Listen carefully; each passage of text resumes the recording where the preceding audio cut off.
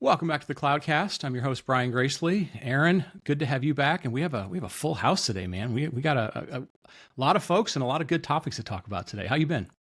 Good, I'm good. How have you been? How's the world traveling been? You're It's in the been middle good. of your Brian Yeah, Gracely Fall World Tour. about halfway done. Going to London, Paris, and Madrid this next week, and then some other places after that. So yeah, lots of traveling. But well, listen, we've got a topic that you and I talk about all the time, and we're joined by a couple of folks that we've followed for a long time. Forrest has been on the show before. Emily's our new friend, but sort of internet friend that we followed for a long time. But we're going to dig into sort of this thing that we've talked about a lot, which is sort of the fine line between technical discussions, the things that a lot of our techies like to talk about, and the things that companies and businesses want, which is they want your attention. And how do we find that right blend between the two of them? So very excited today to have both Emily Freeman as well as Forrest Brazeal, who are well known in the cloud community, but now have started Freeman and Forrest. Emily, welcome to the show. Forrest, welcome to the show. Well, Forrest, welcome back to the show. So great to have you both on. Thank you. Thank you.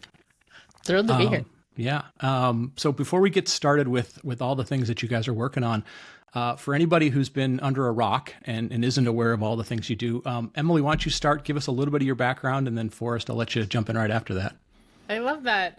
Yeah, I'm Emily Freeman. I'm co-founder with Forrest of Freeman and Forrest, an influencer marketing agency. And prior to that, I ran community and DevOps product marketing at AWS. And prior to that, DevRel at Microsoft. So I'm taking a break from the clouds, Yeah. and working on this. That's great. Yes, I'm Forrest Brazeal. I'm a co-founder with Emily. I'm the lesser half of Freeman and Forrest.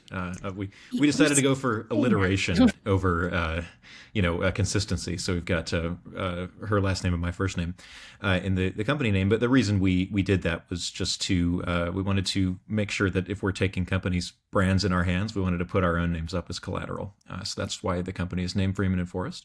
Before starting this business with Emily earlier this year, I was the head of developer media at Google Cloud, which is a completely made up title, but aren't all titles made up. Yes. And I was just responsible for trying to tell the Google Cloud story to our amazing technical communities. And I sort of come out of the engineering world prior to that. I used to be what's called an AWS hero, so an unpaid developer advocate basically for AWS. And yeah, I've been here and there, and it kind of feels like what we're doing now, at least for me, is just a natural evolution, even a culmination of the things I've been working on for many years to get up to this point. Yeah. No, I think it's great. I for folks that are sort of going, well, hang on a second, you guys rarely ever do marketing stuff on the show. Like, why are you doing that? And I think it really goes back to the kind of the origin of this show, which has always been, Aaron and I are always trying to find ways to talk about our industry that both talk about the technology, but also talk about the business value of it. And so we always have had kind of an old school title that used to be called like technical marketing and some other things. But that line has always been very, very interesting to us. I'll start with this. So you two were both in the middle of some of the biggest clouds. So you were obviously writing books, talking about technology around techies. And you started this new company. I'm curious, just at a really big picture perspective, like what is the thesis of where is the fine line between the right way to talk about technology, introduce new things to people, and let's just call it marketing for because that's what people know about, but sort of making things aware of stuff. What's new, what's interesting, where are you guys trying to focus these days? Emily? I love this question. I would say, I think in tech we have this sort of false bifurcation between tech and marketing. And we also adhere to this, all marketing is yucky approach. And I just don't believe it. And we go to lengths to avoid marketing. I mean, PLG, product-led growth, like if that's not just an avoidance of marketing, I don't know what is. It's like, no, we don't need that. And I think, in tech or anything else, there is a need to not just develop a great product that is absolutely necessary, but to also understand how to message that product so that people understand what is the value, how are you helping me, what problem is this solving, and also positioning the product so that everyone understands how this fits in the market. Why would I choose X over Y? What's the benefit over here? How does this fit into my stack? that is all technical marketing. And this idea that is somehow yucky or we should avoid it is silly. It's not trying to trick people. It's explaining the product in a way that anyone can understand. Yeah. That's exactly right. Sense. Go ahead, Forrest. Yeah, I was just going to say, I think, and this is coming from having been an engineer for many years and have experienced a lot of bad marketing directed toward me. It's not that, engineers don't like marketing. They're just, they prefer to be spoken to directly. And I think a lot of, marketers aren't used to that. There's sort of a standard American marketing voice that crops up in all of us, whether we're professional marketers or not, when we're trying to sell things. And there's certain keywords you can look for there. One example would be if you find yourself writing some copy and you're starting with a question, something like, struggling to optimize your data pipelines? Question mark. You can never recover from starting a paragraph that way. You are now in standard American marketing voice, and you've lost every engineer who's ever going to read that. Or whether, and maybe the next sentence is like, whether you are an engineer or a CIO. Anytime you have whether you're X or Y, you've now fallen into standard American marketing voice, and nobody's going to listen. It's why, ironically, some of the folks that I find who are best at writing what's technically marketing copy, but is actually helpful copy directed toward engineers are folks whose first language is not English. They're folks who haven't internalized that marketing voice over years and years, right? And so they find that they're just speaking more honestly and directly. Like you'd tell a friend, this is why I think this is worthwhile. Here's how I would relate this.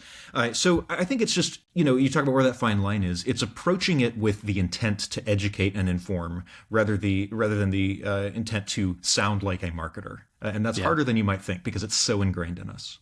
Right. Perfect sense. Absolutely. Yeah. So go ahead. Go ahead, Brent. No, I was going to say, I think another telltale sign of that is when you find yourself writing things and you're just like word, comma, word, comma, word, comma. And it's outstanding. It's expansive. It scales, and you're like, you haven't. And I think it's what Emily said. You haven't grabbed the essence of like, what is the thing that you do? You're trying to be sort of all things for all people, and I think we get sloppy on that. In our positioning, which happens to be marketing as well. Yes. And I think great marketing, you don't even know that it's great marketing. Like it goes unnoticed. It's like great design. You take it for granted. Right. It's only when it is, very obviously poorly done that you're like, ugh. Exactly. Or I would even argue it's not even so much that it goes unnoticed as it's actively loved. Some of the best marketing things directed toward technical people are embraced by the community because they understand the community. They come in with the intent to help and uplift and support, and that's what we try to do at Freeman and Forrest. Yeah, that's awesome. Well, so a question for y'all, because I really want to dig into this whole concept of you've got influencers and influence marketing now, but I mean, in the early days, it was just like, okay, you built a community, and then those community people had tags, right? Like VMware vExperts or AWS Heroes or some of these others, right? And what's the fine line there between like, okay, this is community and this is influence marketing, right? Because I also think that's another very, very fine line at times, and how you have those conversations. And it's something y'all have been exposed to both sides of that over the years. So tell everyone a little bit about that too. Yeah, that's right. I've been very directly on both sides of this because, as I've already mentioned, I was an AWS hero, quote unquote, on the community side before I went to Google. And then at Google, I helped to run the Google Cloud Champion Innovators Program, which is their equivalent of the hero program for that ecosystem. And one of the big things that I learned going through that process is a lot of those, quote unquote, community programs are pretty asymmetrical in the sense that a lot of times the company is extracting a lot more from the community than they are giving in return. And they are giving things in return. There's this sense of, wanting to spin these community programs sometimes as, it's unpaid. It's, we're just recognizing folks who are doing great work, but it is paid. It's paid in kind, right? It's paid with status. It's paid with, access to swag and early access to products, things like that. So there's compensation there after a fashion. And I think a lot of times it can create this weird relationship where like, you're a spokesperson for the company, but you're not, but you kind of are. So you can't really say anything too critical, right? But also you want to maintain this fiction of distance, right? It creates this weird incentive, and all of the value really from that you're sort of shaving off of your own personal credibility, that just accrues back to the company. So I believe that those programs can be extractive. They are not always. Some of them are run well. I think the AWS Hero program is actually run very well in that respect. But all the incentives point in the wrong direction. And so, while we love communities and we want to support communities, we feel like it's also really important to give people an opportunity to get like actually paid for stuff that they do. We think that that's, we've seen what these companies' marketing budgets are. We know that the money is there. We'd rather it go to people that need it. Yeah. What's, so I'm curious. So, both of you and Aaron and myself we sort of live, at least from the technology domain, we sort of live in the kind of enterprise side of technology, the business side of technology, less the sort of consumer side of things. Like it feels to me like the consumer side of the world, whether it's like an iPhone or makeup or, sports drinks or whatever, like has figured out how to kind of create the idea of we showcase what the product does, but we do it in a way that you're like, that's what I want. Like, I want to be that person. I want to be that lifestyle. We haven't really figured that out in the technology space. And I don't know if it's because the people that represent it, like you said, Forrest, have that sort of like, well, is this me that they like? Is it the thing that they like? Or is it more, we don't, in sort of enterprise technology, we make complicated stuff. It's hard to sort of be like, this one thing will, help you, lose 10 pounds or will make you look amazing. It's like, oh no, you need 16 different widgets and CLIs and stuff. And then maybe you'll get some DevOps goodness. Like what is the new sort of formula, or what formula are you guys kind of exploring to bring out this enterprise ability to share with people, to educate people like we sort of come to know in the, the influencer space, the consumer space? It's a great question, and I think you've nailed it. Fashion, cosmetics, these are places where influencer marketing is incredibly well established. They're spending billions of dollars a year. You're also correct that Kubernetes is harder to influence than lip gloss. It's like there's no Kubernetes lifestyle, though some people would really like that. And so I think, it comes back to you have to be authentic with the audience. We live in a technical community. You have to show up, understand the value of something, and then showcase how you can actually utilize a product to better your life. I mean, developer experience is a very real thing. And I've seen a little bit of a shying away from that over the last year or 2 years because it's been so focused on developer productivity, which benefits, obviously outcomes for the company. Right. But developer experience is a huge element of this because it saves time. It makes people enjoy their job. And if you can that's just one aspect, but if you can drive home, not only does this tool solve your problem, here's how to implement it, and here are the benefits, and do that authentically, that's incredibly powerful. And that's what we're seeing. I mean, it is different than B2C. The big bet that Forrest and I took was that B2B in tech influencer marketing would work, and it has. Yeah, that makes sense. Well, so give us a sense real quick too, because we kind of talked a little bit around the edges of this, but I mean, especially B2B, I mean, the market's pretty crowded today. So tell everyone a little bit about why is this so important, the value and impact of this, and a little bit about the program itself. Yeah, I can speak to that. I think every strategy for reaching people, any channel, any distribution strategy for reaching people has a natural shelf life. There was a time when you'd send people SMS messages and they'd have like an 80% open rate. And then people figured out that was being used to market to them, and all that stuff started going to spam, right? And that's no longer a viable way to have like a genuine interaction with someone if you're a marketer. And I think the same we're seeing is true to some extent with display ads on social media, right? We're hearing from a lot of clients who are getting increasingly poor results from paid ads on Facebook, obviously on Twitter, obviously, even on LinkedIn and other places. So every strategy has its lifespan. I think where we are right now, it's very clear that technical people are not making their buying decisions, their purchasing decisions based on things they're hearing from, display ads. They are making their decisions based on things they hear from their peers. And sometimes we call the places where they're doing that second locations. If your first location is, swimming in the main public social media stream, that second location would be, it's the private Signal group, the WhatsApp group, the Slack channel, the Discord server, where you're hanging out with a dozen people that you really trust. And when a new product comes across your radar, you're going to put a link to it in that group, and you're going to say, hey, has anybody tried this? What's your, feeling about this? Is this something that I should take a second look at? I mean, I'm personally in some of those groups. I have technical friends that I ask those exact questions of, right? So I'm speaking from experience here. So kind of the founding insight of Freeman and Forrest was, how do we help companies reach those audiences in an appropriate, relatable, authentic way, without forcing them to rely on kind of these poor, low-targeted, broad, public-facing mechanisms that are available to them today through paid placements.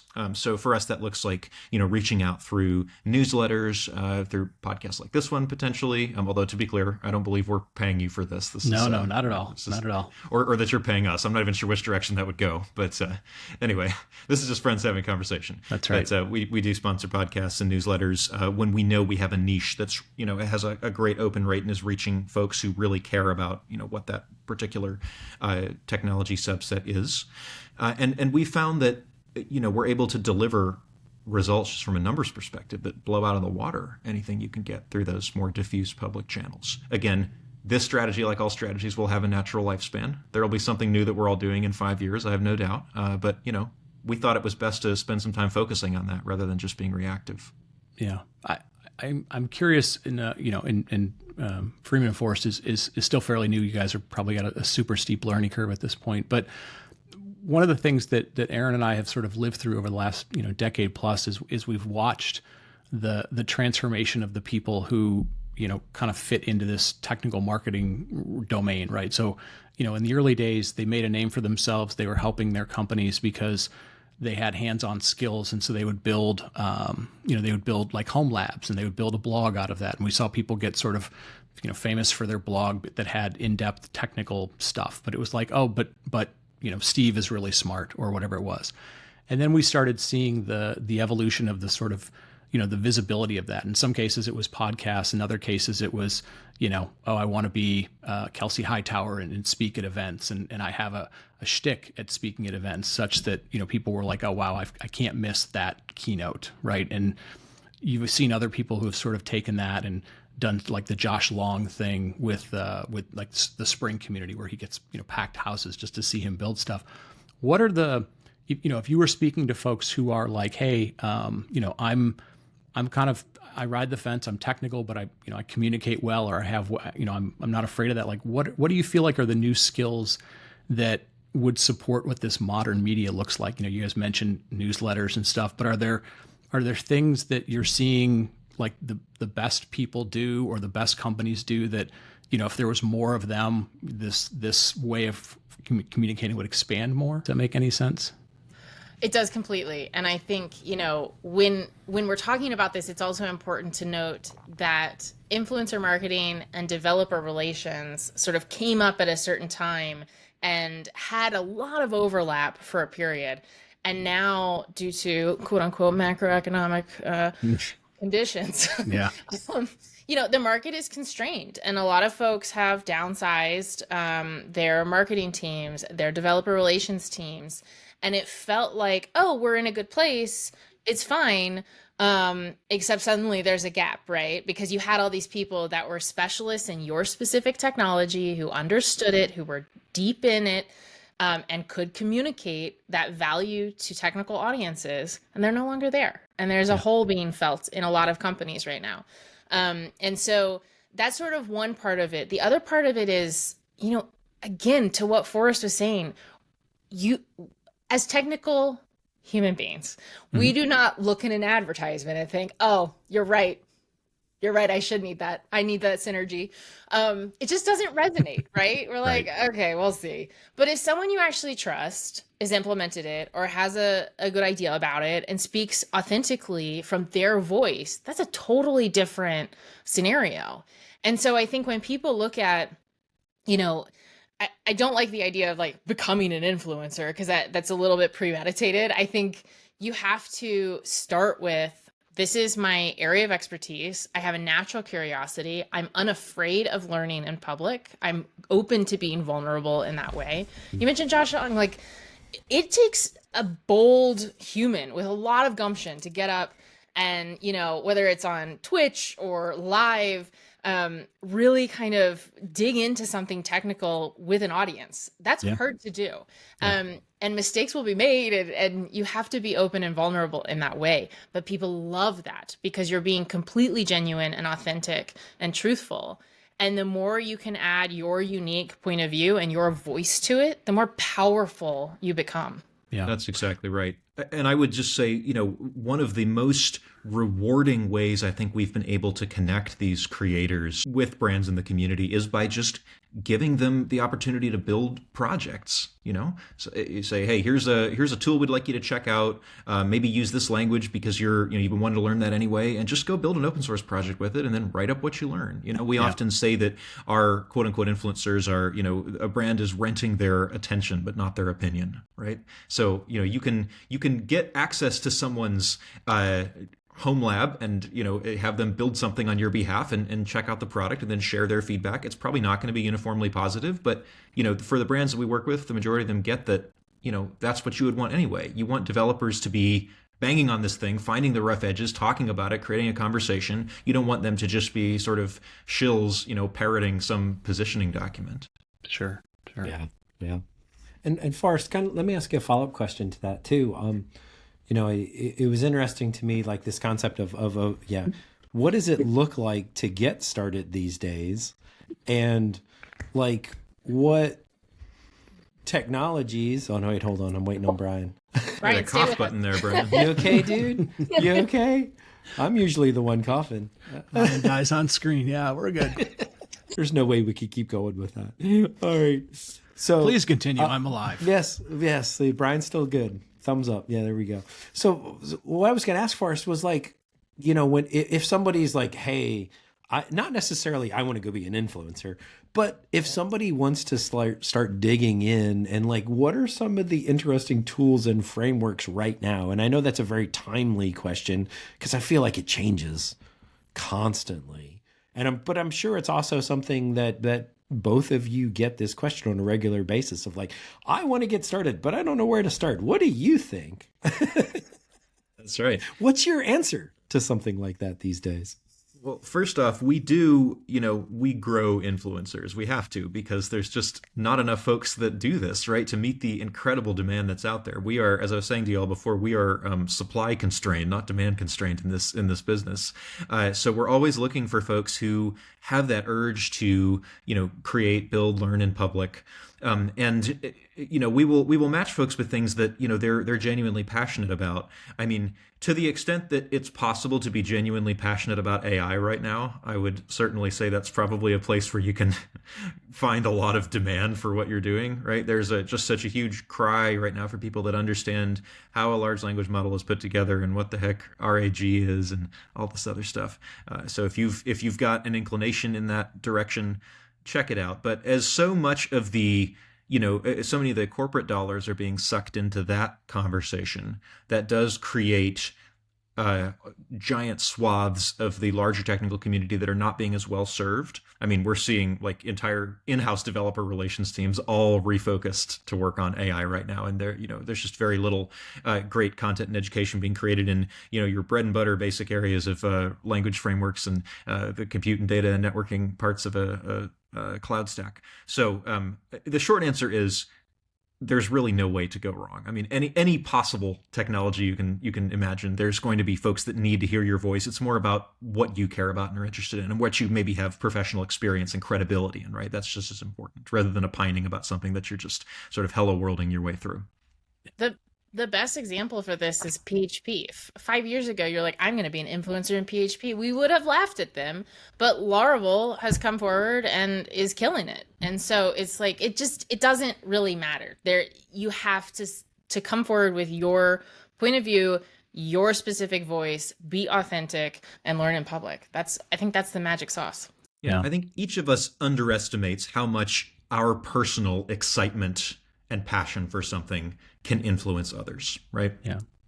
Are there I hate to bring this back to sort of like tools and stuff, but like, so I'll give an example why I'm asking this. So one of the reasons why Aaron and I even do this on video, because we did it forever as audio only, was we were always under the impression that like there are places where people talk about work things and there are places that people, sort of do personal things, right? So in our mind, for example, like we would never do stuff on Instagram. We would never do stuff on TikTok, because that seemed like, well, that's where you go have fun and that's where you waste away hours on the couch. And then we were learning because of the way the algorithms work and because of, it's taking up parts of our time, people were seeing the stuff they do for work in some of these other mediums, right? Are you, and I ask this again from the context of like not, don't do things that you're not passionate about, but, are you using the right things that are going to help your passion get out there and spread as much as possible? Like, are you seeing people should be doing more stuff via video or some of these platforms where the algorithms take advantage of stuff? Is old school stuff like, written text as newsletters helpful? Like, are you seeing anything in that context where it's like maybe a different form of communication is now emerging that people should, pay attention to because it's going to help you, scale what your passion might be or your knowledge, getting out into the world? I think for me, this is one of the areas where what is cool is different than what is valuable from a commercial sense. And so when you think about what companies want specifically right now, it is conversions. It's getting folks to a page, reading about a product, trying it out, going to their developer center, their GitHub repo. When you talk about a funnel in that way, certain platforms are going to perform better than others, right? If you're a podcast or a TikTok, you have typically a lower click-through rate in that way. It's much more awareness based, and that's going to be, new companies that are, coming on the market and they want you to have that brand awareness. That's where podcasts and videos really thrive. I think there is an element of video being, obviously it's flashy, it's interesting. A lot of people want it, but from that conversion rate, it does perform poorer. I think for us, LinkedIn and newsletters are king right now. Forrest, correct me if I'm wrong, but those are the ones that I think we seek out the most because it has both the reach and that awareness capacity, and it also converts. Yeah, and we should add though that not all newsletters are created equal. We've seen folks who they've got 1 million subscriber list supposedly, and then you have 15 people that actually click on something, and you're like, well, are you sure? Right. If it is 1 million people, it's clearly not people that are in the target demographic that you claim that you're serving. And then on the other hand, we work with amazing folks who have a newsletter that's like 2,000 or 3,000 people, or even less, that are signed up for it. But all of those people control 9-figure IT budgets, and they all read that newsletter avidly and click on every single link in it, right? So there's an element to our part of the business that's very, very much about curating amazing partners who just kill it in their niche, and then making sure they're really well taken care of. So yeah, we're always on the lookout for that. Yeah, good stuff. Let me ask you one last question, because you guys are busy business owners and a lot of things going on.